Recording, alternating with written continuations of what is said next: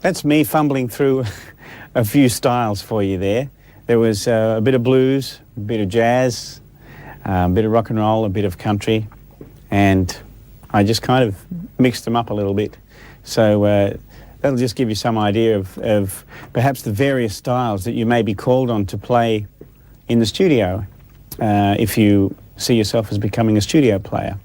What I'd like to talk about now, though, this really brings me into a very important area of guitar playing, and that is soloing. A lot of guitar players see this as, you know, the fun area of guitar playing, and because you get to kind of fly your kite and let your ideas soar as such. But to get to that stage is another thing, and that's what I want to be helping you with today. The first thing that I can help you with soloing-wise is, A, make you aware of solos. The way I got started playing solos was listening to great guitar players and learning their solos. Now, we all have to start somewhere, and starting with learning from great players is a pretty good place to start. So may I suggest to you that you start listening to some good guitar players and learning some of their solos, which will start to give you ideas. And I'm not talking about incredibly technical things, because you don't want to confuse yourself early on. You want to learn the simple things and you know, really start to get your ideas flowing. I started listening to solos by, you know, people like Hank Marvin from the Shadows and Chet Atkins, and of course other players on records where there was a singer, and when the guitar solo came in, of course your ears picked up and you worked out that solo. Now, a lot of people see me playing a lot of these things and think that it just happened overnight. Well, it didn't. I had to sit down and really work hard on these things, and that includes getting my ammunition together for soloing.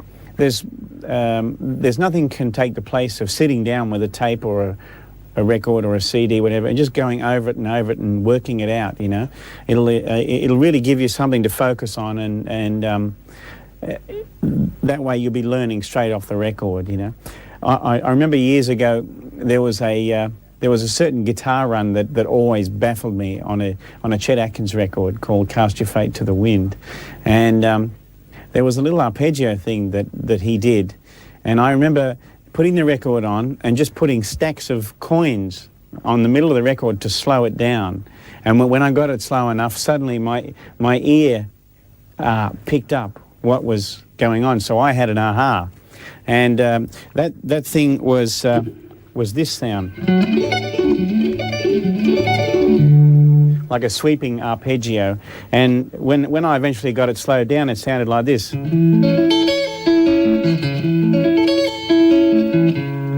So I was able to pick up and then take it up to speed.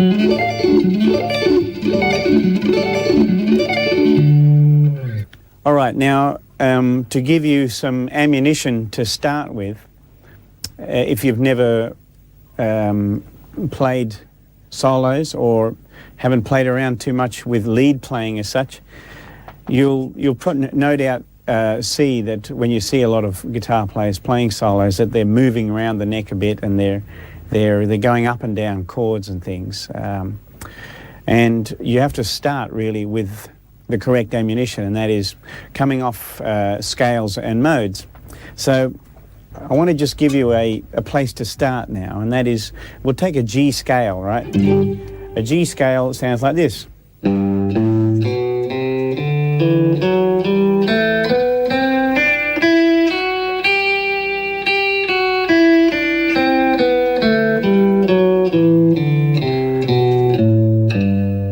Beautiful. So there's your G scale. You can use that fingering. It's really only a fingering pattern. You can use it anywhere on the guitar. So if I move it up 2 frets, I'm playing an A scale, like this. And so forth. Move it up 3 frets from there, and I'm on a C. Okay? So you can get your teacher to teach you all these different fingerings of these different scales in all the different keys. I want to take a simple example now of using that G scale and making some music out of it. So there's the notes that I've just given you. So now I'll just make up a little melody and show you how you can use the notes of a scale to start making music. Here we go.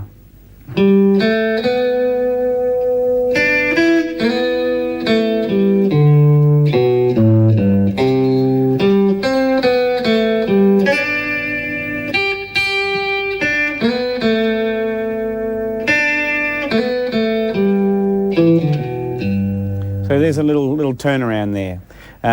Using the G scale, C scale, and D scale there, you heard that I actually got around a G chord, a C chord, and a D chord by just playing around that one scale. I do encourage you to try that over all chords. You know, those same ideas can work in every key, so don't just sit on G, C, and D, you know. I also would like to encourage you to get yourself a little cassette player, a little ghetto blaster with a microphone in it, and just record yourself playing a chord sequence of some sort. Say A, D, A, E,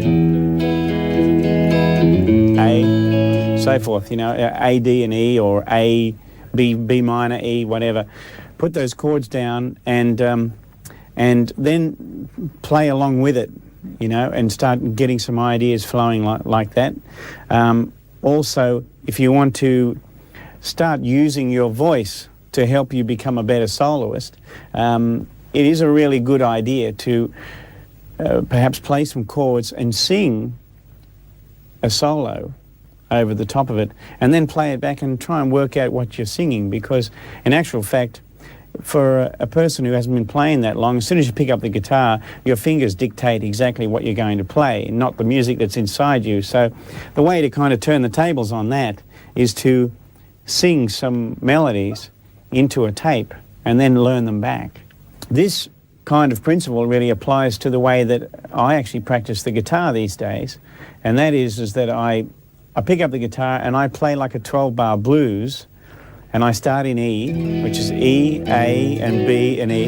And I make my way chromatically That is one fret at a time until I'm back up in E again, and I keep improvising. That is, I make up things at the spur of the moment using scale ideas. So what I'd like to do now is demonstrate that for you, how I use the scale idea and turn it into music. So the 12-bar blues is E, A, E, E7, A, E,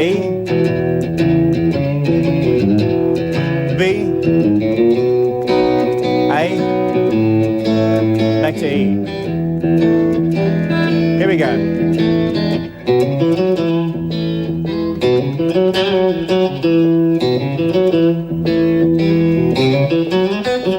A, E,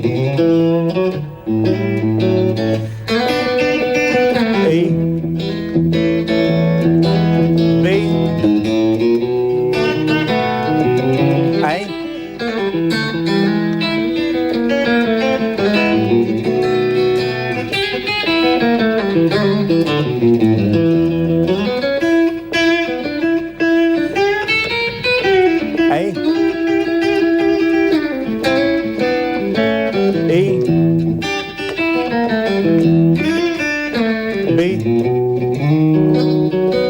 A, E, and up to F. F.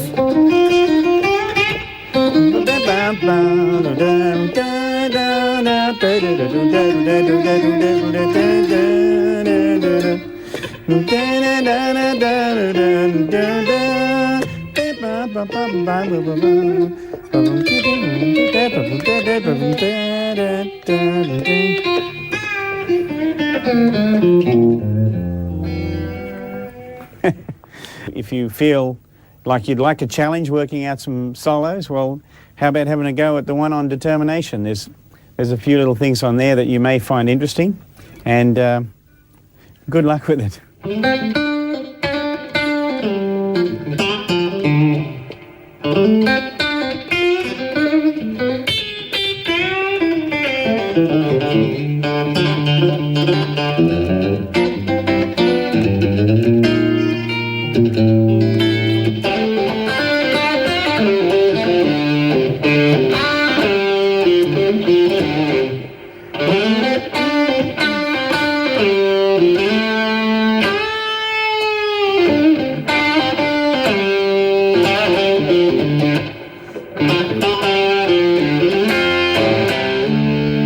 Exercises that will help you with your technique. As I said earlier with strumming, it's important that you don't tense up when you're playing lead guitar parts, and that is by putting so much pressure on the pick between your thumb and your first finger there and hanging in, trying to just try and work on keeping it relaxed. Here's the exercise that I want to give you. It's a G sort of chromatic run. It's not quite chromatic, but it's almost chromatic. And I start on the E string down the bottom on the G note, which is on the 3rd fret. Now I'm going to give you the notes up and down. And as I play these notes, with my right hand, I'm going down, up, down, up, down, up. Okay? Here we go. Starting on the G.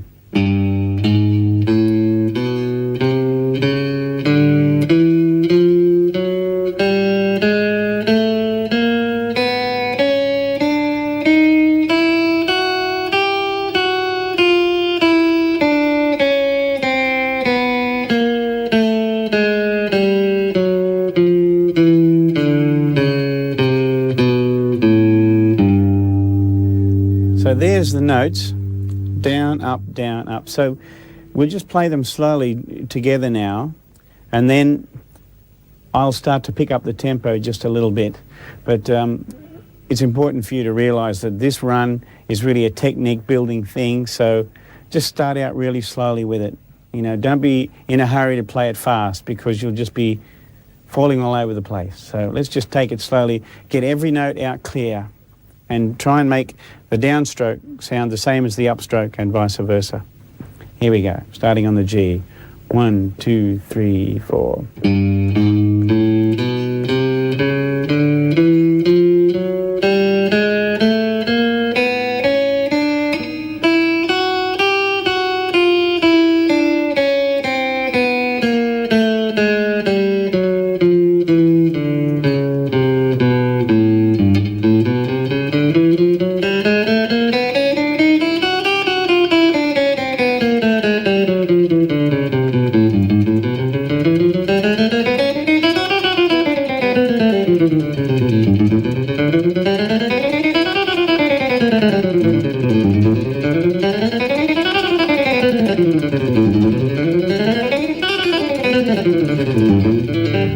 Okay, got the general idea? That's how that exercise works. You go up and down it, and just keep going up and down it. You know, it'll really help your right hand as well as your left hand.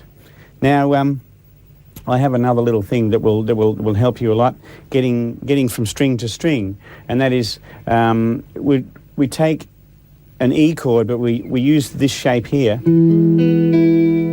which is like a C chord, but up here on the E position, and we just pick out those notes like that, and with each note we have our fingers lifted off the fretboard, the other, so we go finger off, on, like that. And each time I change strings, I do down, up, so I go.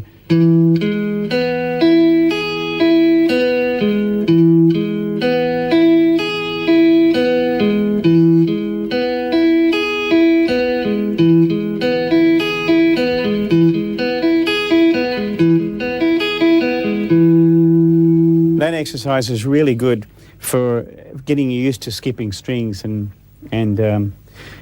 you know, down, up from one string to the other. Now, the last little exercise I've got for you is really good for your left hand technique. And I don't know where I got this from. It's something I made up one day. Oh, must have had too much coffee or something. But it goes like this.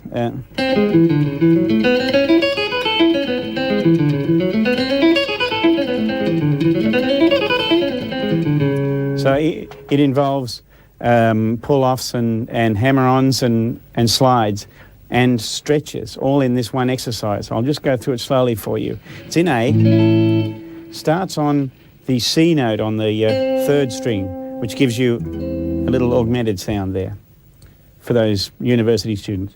So here we go.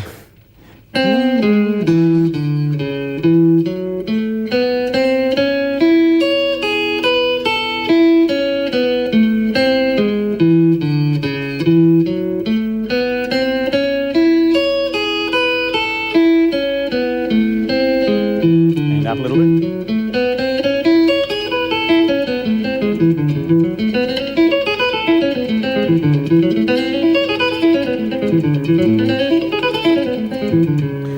You notice as I picked up the tempo, I started putting slides in and stuff there. So that will really help you to feel the difference between when you play something just note after note, or note slide into another note, slide into another note. That'll be an interesting one for you. So work on that.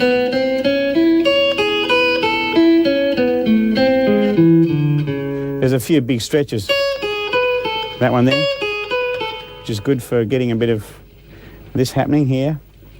So please try those, and I hope that they will help you.